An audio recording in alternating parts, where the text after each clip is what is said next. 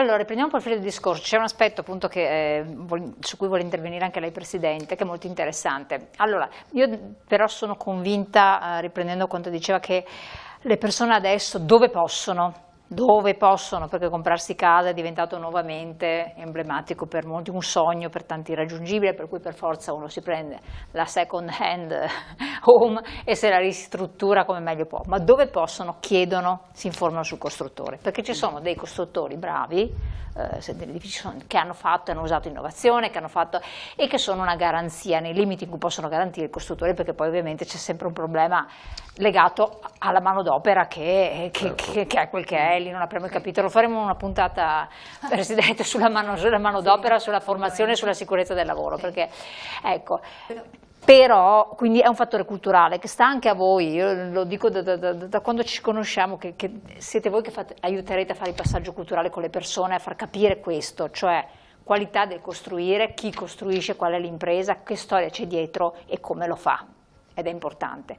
Però, le diceva c'è anche un altro però. Io sono perfettamente d'accordo con quello che hanno detto i miei colleghi, nel senso che, come ho detto prima, ci vuole il giusto prezzo e il giusto tempo per il buon costruire, e credo che il super bonus se ne siano accorti anche tanti cittadini, perché tante sono state le truffe, o comunque li vediamo, i cornicioni che cadono giù, i cappotti che si staccano, e quindi questo ovviamente è frutto di quelle imprese che diceva Luigi Ometto, che si sono prodigate dall'oggi al domani, giusto perché c'era da guadagnarci soldi, e quindi poi i risultati sono questi. Diciamo che c'è anche un grosso problema, che è la difficoltà di accesso alla casa delle persone. Le famiglie non riescono neanche quasi a pagarsi il affitto, cioè costi eccessivi rispetto. Sì, no, costi eccessivi. Diciamo che per il buon costruire ci vuole un prezzo congruo. Però la gente ha anche difficoltà, i costi energetici, già uno a pagare le bollette fa fatica a arrivare a fine mese, con l'affitto figuriamoci costruire. Quindi questo è anche un grande problema che noi come associazione, anche ANCE Nazionale, stiamo affrontando, il problema casa. In Italia abbiamo bisogno di soldi, di finanze, perché adesso c'è tutta la direttiva green, no? C'è tutta la parte della rigenerazione delle abitazioni, se vogliamo in qualche modo abbattere le emissioni in atmosfera di polveri sottili, di CO2, però abbiamo bisogno di norme, come si diceva prima, e abbiamo bisogno veramente di metterci a tavolino e ragionare su queste cose. Avremo bisogno di fondi europei, abbiamo bisogno di norme che favoriscano il partenariato pubblico-privato, perché il pubblico da solo non ce la farà, ma dobbiamo dare la possibilità e l'interesse alle imprese. Ci sono fondi che anche vogliono investire in Italia per rigenerare, però a volte si bloccano veramente di fronte alla normativa, che trovano farraginosa, e addirittura a volte che una norma va ad annullare quella precedente, quindi magari uno si approccia al mercato con una determinata previsione e poi magari vengono cambiate le carte in tavola.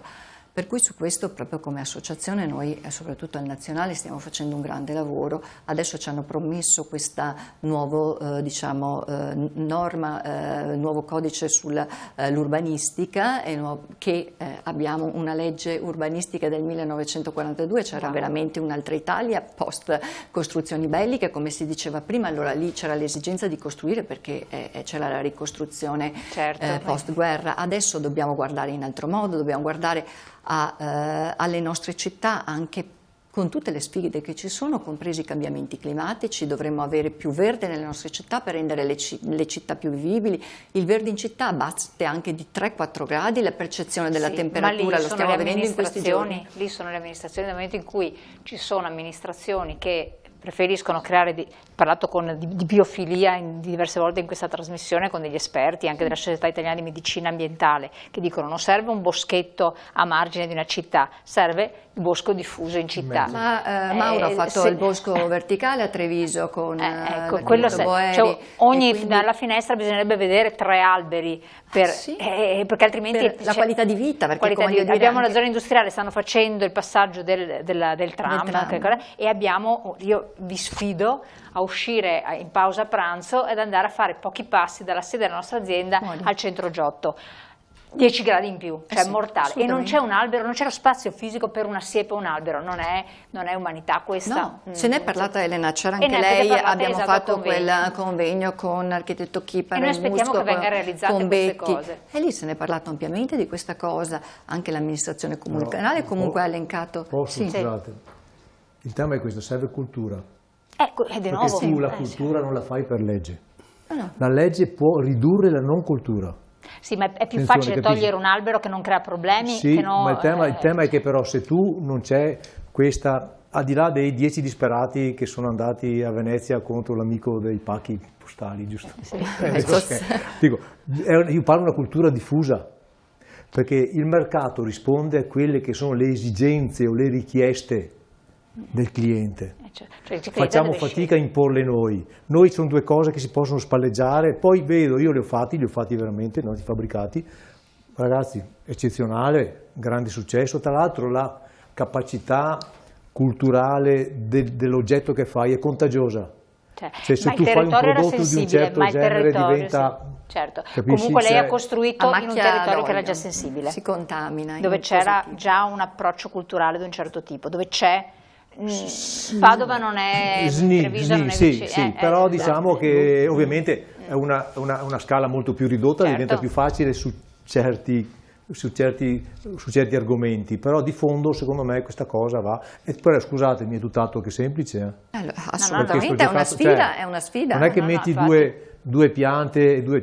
No, non è che No, si risolve. Vi assicuro che è una cosa facile. di una complessità estrema. Ecco, rifacendomi a questo discorso, modalità di costruire, eccetera, però c'è un problema di fondo, perché voi potreste fare delle opere straordinarie, tutto quel che si vuole, il potere di acquisto degli italiani È quello. Sì, è questo. è un baratro. voglio dire. Cioè, la Spagna, che citava prima, ci ha abbondantemente superato. Mamma mia la grande, ma è un peccato anche perché una volta... Quindi voi non potete mettere al massimo ribasso anche nel privato. No, sotto di così o andiamo a costruire case che non utilizzerà nessuno, perché dobbiamo costruire con la qualità, e adesso le case vanno minimo in A, classe A, non si può obbligatoriamente, ma anche però per i ceti meno abbienti, per le coppie giovani, una volta in regione c'erano dei finanziamenti a tassi agevolati, molto agevolati, e con il 3, ma anche le province, e il c'erano 33% a fondo perduto. È possibile che non si riesca a fare adesso un qualcosa. dovrebbe essere un argomento delle prossime dovrebbe elezioni. essere, sì, ma sono temi di cui hanno fatto propaganda e che non si fanno più da 20 anni. Io mi ricordo che noi facevamo questi interventi con la regione.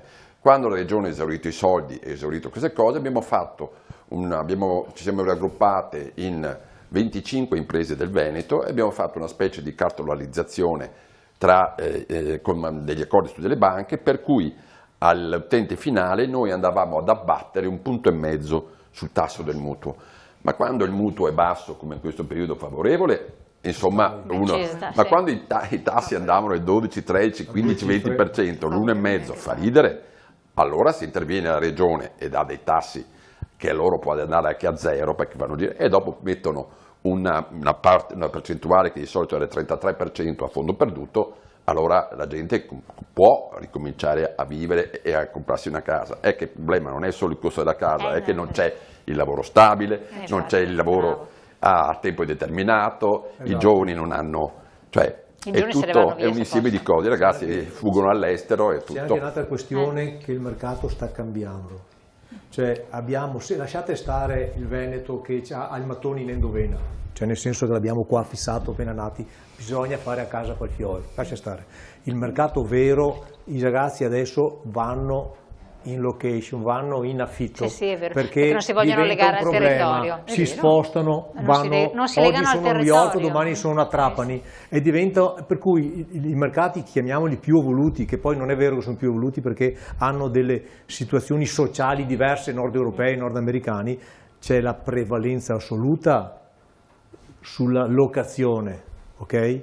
Milano per esempio, quei prezzi che è andato, però di fondo, noi lasciate stare, noi parliamo di Padova, per cui su Padova il mattone è ancora mattone, no? E c'è questo parametro in testa che per prima cosa ci vuole un tetto e una porta che si chiuda a chiave, giusto? No? Questo è un po' il tema.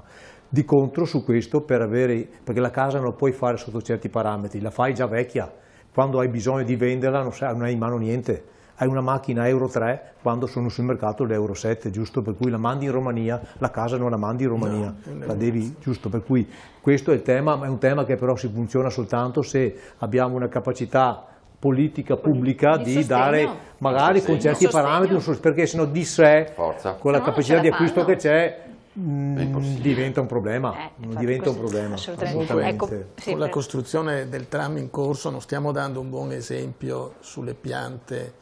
Mi pare che la macellazione di piante che si vede in giro è vergognosa e obiettivamente qui io vedo se ne interessano i giovani, fanno vomitare, sono bravissimi, ne ho sentiti qualcuno. Quella è una cosa che non va bene, perché rimane successivamente, perché non si può sostituire il cedro davanti con 4 piantine, neanche se ne mette 8. O con degli alberelli che crescono dopo 20 anni, forse faranno un po' d'ombra. Allora, questo, dico del tram, poi può essere portato altrove, è un'attenzione che ci deve essere, assolutamente. E lì si apre lì dovremmo invitare un confronto con l'amministrazione pubblica. Allora. Tagliati. Ecco, ma non è forse solo Padova, non è solo Padova, assolutamente. E poi parliamo delle asfaltature delle strade, dove quando mettono i sottoservizi poi mettono sopra delle toppe, per cui noi dovremmo circolare con i Range Rover per le città, anziché con le strada. Fuori strada, ma non apriamo quest'altro versante. Ex presidente anche lei, periodo storico, ricordiamolo, 2013? 2017 io. 2017, no, 2013-2017. Scusate, crisi immobiliare, questo è stato un periodo micidiale. Sì, noi veniamo da ciò che Lehman Se lo ricorda. Immobiliare americano, crollo americano, e noi abbiamo, dopo un anno o due, abbiamo iniziato a sentirlo anche noi. È stato un periodo in cui è crollato tutto ciò che era il mercato immobiliare. Ma perché? Cosa c'è stato? Cosa è successo? Una crisi economica generalizzata, per cui è iniziato ad aumentare il materiale, tutto il materiale a prezzi folli. Cicli e ricicli, Presidente, mi viene male. Sì, è vero, cioè, il mondo vacche grasse, vacche magre. Il mondo finanziario. Logico, quando crolla il mondo finanziario crolla tutto. Noi siamo gli ultimi a sentirlo e gli ultimi a ripartire quando c'è una crisi. È sempre così, perché il nostro è molto lento, no? Noi arriviamo a sentirne... contrapposti a Confindustria, quando Confindustria noi siamo ancora e poi... perché noi siamo gli ultimi dopo vai dentro. Perché noi abbiamo anche un meccanismo molto lungo nella produzione e dopodiché però siamo gli ultimi a ripartire perché gli investimenti, soprattutto in certi settori, arrivano alla fine, quindi siamo gli ultimi a ripartire. Io ho vissuto quegli 4 anni e diciamo che il mio è stato più che altro un servizio a cercare di aiutare le imprese. E gli imprenditori? Alla sopravvivenza. E quindi, perché poi c'erano i ritardi di pagamenti, i comuni non pagavano, bisognava a bussare alla porta e cercare di spiegare che c'erano situazioni gravi. E ho fatto soprattutto quello in quegli anni, cercato di dare un servizio vero alle imprese, tralasciando forse la parte diplomatica e di rapporti con le amministrazioni in maniera così gentile, ma andando a battere i pugni sul tavolo dicendo fate una cortesia, pagate sta gente perché altrimenti falliscono tutti. Volevo chiedere, secondo lei, secondo voi, perché poi siete tutti quanti dentro, c'è stata una moria di figure professionali, ma tante, e c'è stato il primo grande cambiamento delle professionalità storiche che si sono riciclate, sono andate a fare tutt'altri lavori, dalle dirigenze che hanno aperto partita IVA, ai lavori, quello che dicevate voi in Muraro, no? Della situazione che in realtà sapeva cosa fare, poteva tirare su una casa con i crismi da solo. Ecco. Secondo lei, secondo voi, è stato un momento anche epocale che ha aperto le porte alla crisi successiva che stiamo attualmente vivendo delle professionalità? No, non penso, perché purtroppo diciamo che l'evoluzione che c'è nel nostro mercato, come diceva anche prima Mauro, ci sono tutte specializzazioni. E quindi la manodopera è cambiata e quelli bravi, ma anche meno bravi, ma aprono la loro ditta specializzata in un particolarissimo settore che prima faceva parte della nostra categoria, cioè che fosse pittore, piastrellista, intonacatore, erano chi monta i ponteggi, praticamente sono tutte categorie. La grande crisi secondo me è stata quando diciamo, il colpo finale ha dato il super bonus. Il super bonus ha fatto arrivare nel nostro mercato persone che non sapevano assolutamente niente del nostro mondo, cioè soprattutto ciò che riguardava i cappotti e questo e quell'altro, gente che non aveva mai fatto quindi vuol dire ieri. E si sono esaurite le forze anche delle persone per età. I giovani non hanno voglia di entrare nel mondo delle costruzioni.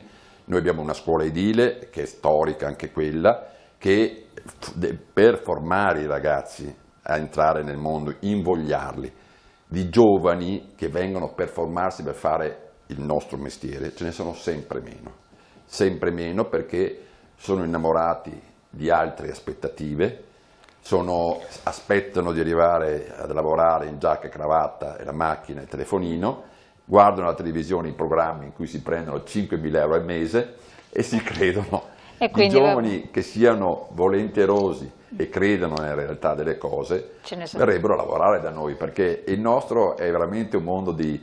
Noi lavoriamo, siamo nomadi e facciamo prototipi, quindi giriamo continuamente e in ogni caso nel contratto dell'edilizia è uno dei più ricchi, perché sicuramente un nostro lavoratore prende circa il 10% in più di un lavoratore metalmeccanico, per esempio. Infatti, quindi, questo è importante, ma questo sarà un capitolo che affronteremo ancora perché è molto importante. Quindi bisognerebbe invogliare questi ragazzi a andare a queste scuole in modo che venga anche formato e entrare nei cantieri. Certo. Due parole che poi dopo do in conclusione a Cazzaro perché il tempo vola. Sì.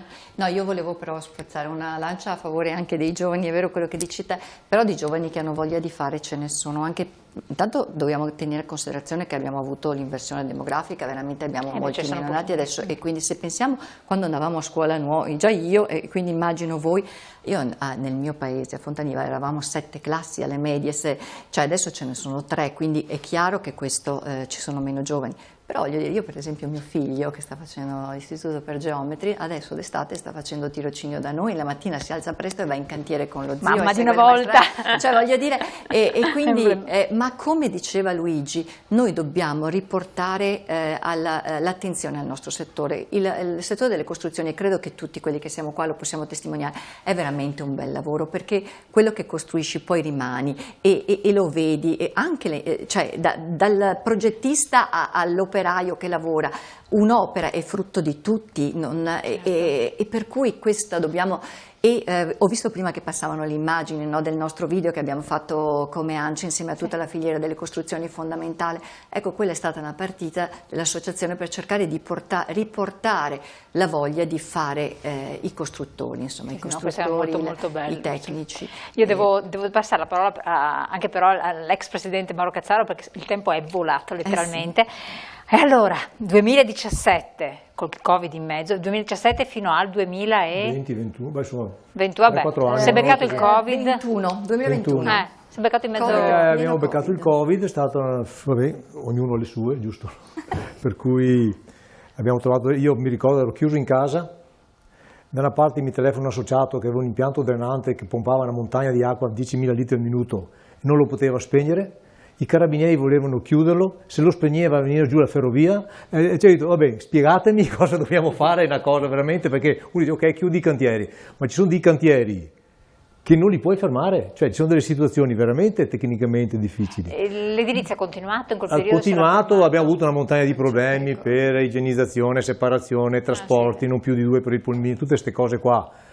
E l'abbiamo vissuto tutto, ognuno l'ha vissuto nella sua azienda con le sue problematiche e di conseguenza questo è. Dopodiché abbiamo avuto la tempesta perfetta, il gas è andato su, è arrivato il bonus che ha abbandato i prezzi alle stelle e ci siamo divertiti fino ad oggi che stiamo raccogliendo i risultati. Questo è un allora, po' il tema. Come vede in prospettiva il settore costruzioni? Perché io non vorrei cicli e ricicli di cui parlava lei Presidente, che ci fosse adesso allora, una nuova... Noi abbiamo un momento molto favorevole, soprattutto qua abbiamo Cortina Milano e PNRR, dopodiché ci sarà un grande ripensamento soprattutto sulle opere di certi importi. Per quel che riguarda invece l'edilizia privata, i condomini per capirci, Ci stiamo allontanando purtroppo dalla capacità di acquisto delle persone. Io faccio un prodotto di altissimo livello, comunque la fascia di un certo genere comincia a sottigliarsi, questa sopra tiene ancora e quella sotto non la conosco, però penso che ci sarà un ripensamento anche su questo, perché bene o male poi chi non farà più i ponti per il PNRR vorrà lavorare e far condomini, di conseguenza ci sarà un po' di, diciamo, un po' di ripensamento, un po' di problema. Vedo ancora un anno o due, dopodiché capiamo. Secondo lei? Mi pare che qui abbiamo soprattutto, forse sono l'unico un attimo più del campo pubblico che nel campo privato, cioè, qui occorre che arrivino dei finanziamenti. Come diceva noi il Presidente, senza finanziamenti pubblici, parlo di lavori pubblici, noi se lei mi chiede cosa succederà i prossimi 10 anni a Padova, io le dico stazione, nuova stazione, alta velocità e ospedale. No, mi pare che sia sufficiente, però ecco, l'ANCE è evidente che dovrà seguire tutto questo, ma dovrebbe avere anche le imprese all'altezza per farlo. Forse dobbiamo crescere un po'. Innovazione e tecnologia, l'intelligenza artificiale la faranno da padrone nel prossimo futuro, e questa è la sfida, oltre al problema demografico e alle risorse. Però ANCE Padova, quindi, 80 anni ci siamo stati e ci saremo sicuramente per gli altri 80 anni. Questo è importantissimo. Affronteremo ancora, ci sono state aperte diverse spiragli interessantissimi secondo me, che vedono delle possibilità di ampliare. Non abbiamo parlato del discorso sicurezza che ha coinvolto, che è cresciuto tantissimo nei cantieri, che un po' le vostre imprese sono state emblematiche nell'affrontarle, nel cogliere, quindi anche il distinguo, come diceva, appartamenti e acquirenti di un certo tipo, ma anche costruttori di un certo tipo.